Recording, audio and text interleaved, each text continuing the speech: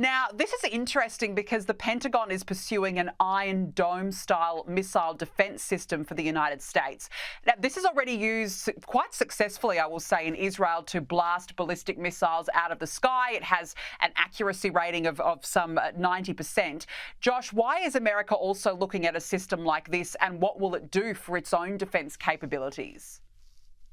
So Iron Dome specifically is for very low flying projectiles. So there's various types of missile defense. There's of course intercontinental ballistic missile defense. Arrow 3 is the US missile defense for an ICBM if you're trying to intercept from Iran, North Korea, Russia, a very sophisticated actor like that. Iron Dome is for very low flying projectiles. That's why the IDF in Israel uses it when it comes to Hamas, to an extent when it comes to Hezbollah, because they're basically just firing lesser sophisticated mortars, rockets, things like that there.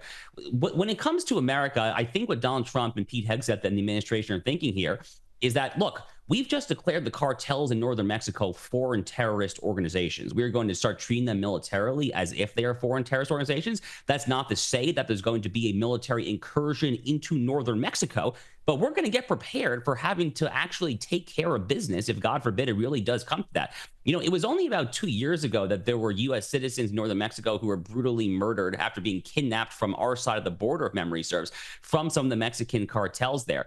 And this is a massive, massive problem there in northern Mexico. America, frankly, cannot endure permanently with these absolutely murderous human trafficking rings, these people that are some of the most brutal rapists and butcherers here in the Western Hemisphere. They're right on our border. So are we getting rained on in the Rio Grande Valley in Texas the same way that, for example, the Gaza envelope is getting rained on by Hamas? No, it's not exactly the same thing there, but you have to be prepared for that at a bare minimum. And thankfully, because the U.S. and Israel work very closely when it comes to developing weapons like this there, America is probably the next country in line to benefit from this sort of technology because, again, America helped invest in Israel's Iron Dome. Therefore, it stands to benefit that they should end up getting the actual seeds of its own product. Yeah, that's a really fair point.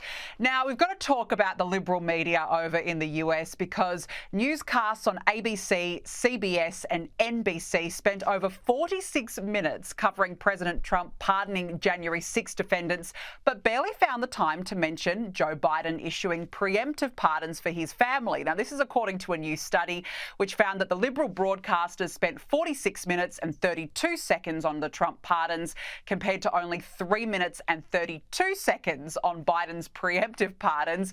Meanwhile, over at MSNBC, the guests keep getting better. One of them has gone on an unhinged rant about white voters who voted for Trump. The majority of white people voted for this. This is the disgusting version of America that people want. And oh, by the way, eggs are still more expensive. So you didn't even get that. Great job, white folks. Josh, you just got to ask yourself, why are they so angry? Why is the liberal media still struggling to grasp that America has moved on from this sort of division? It's Trump's America now. That's what Americans voted for. Well, Danica, I was laughing as soon as I saw this clip play because Elie Mystal is someone who, for better or for worse, and dare I say for worse, I've had the great misfortune of being familiar with for a very long time now. Because before he was a mainstream political commentator, he was kind of a niche legal commentator, and he was writing about my exploits back when I was a law student. So Elie Mystal and I actually go back quite a bit here. Look, he is very typical of the American media, though, at this point there, which is that they are never going to let certain narratives go. They are going to clutch their pearls and hold on to the January 6, 2021 narrative. I think it's going to be decades. I actually don't think that this is going to go away. And I hate to say this. It's possible that this never goes away in our lifetime. I mean, they just can't get over it. I mean, they cannot acknowledge the fact that the American people have just fundamentally rejected their view of Donald Trump as a fascist insurrectionist. They're not going to let it go, frankly. And then on the other hand, when it comes to the pardons for the Biden crime family, this is unfortunately the way it's been for years and years now. I mean, it kind of reminds me of the Hunter Biden laptop story from the year 2020 in the heat of the election there. The media will do whatever it takes to bury anything that is damning of the Biden family there. Ultimately, I think it could come to the Donald Trump DOJ to launch a special counsel probe to try to get to the bottom of what happened there. Unfortunately, you probably can't reverse Joe Biden's pardons there. That's probably a plenary constitutional power, unfortunately. But at a bare minimum, you should probably at least start to investigate as to whether or not the pardons are wholly legitimate, considering the fact that he didn't really have his mental wits about him when he signed that, did he? And if we lawyers know anything about contract law, you have to be competent when you sign anything there, or else the whole contract is ultimately not worth the paper it's written on. I don't think that theory would fly in court, if I'm just being very honest with you, but it's worth a lawsuit or at least investigation. No, absolutely. I completely agree with you. Now, this is quite shocking, Josh. More than half of the top US medical schools are plagued by anti-Semitism. A study has found unprofessional behaviour at commencements of top-ranked medical schools consisting of anti-Semitism and displaying offensive and insertive symbols and messaging.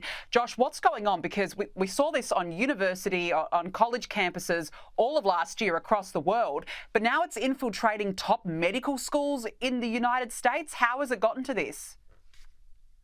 Well, unfortunately, medical schools here in the U.S. are actually some of the most woke adults of all educational institutions in America. I realize that's kind of bizarre and probably counterintuitive for a lot of the viewers, but that actually is in fact the case. So for instance, Aaron Sibarium, who's one of our very best investigative reporters here in the U.S., he writes for the Washington Free Beacon.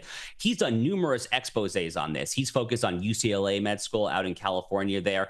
They're basically dumbing down their medical curricular requirements just to make sure that Black, Hispanic students do not feel inadequate for having a lower passage rate there. This is part of a broader trend that we see across American academia of just deliberately dumbing down standards. Again, to get back to what we were saying a few minutes ago, in a different context, these are exactly the kind of things that make America's enemies, from the Kremlin to the Politburo in Beijing and so forth, just smile ear to ear when we are deliberately making our people stupider there.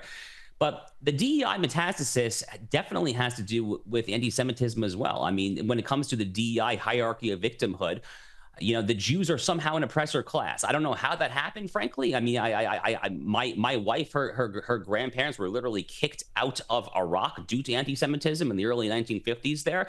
I keep on my desk at all times here a rock that a rabbi gave me years ago that's actually from the crematorium of Auschwitz. Actually, it was just International Holocaust Remembrance Day this week. So I'm not entirely sure where this idea of Jews as an oppressor class is coming from, but when you go down this rabbit hole of thinking about society as this two-tier system of oppressed and oppressors, and you arbitrarily assign certain people based on certain characteristics to the two classes there, all it does is it foments envy, it foments hatred there. It's terrible. Thank God that Donald Trump is doing everything he can, though, to get rid of it. Yeah, he certainly is. As I said, it's a new world under Donald Trump. Josh Hammer, nice to catch up. Thanks very much for joining me on the show this evening. Thank you, Danica.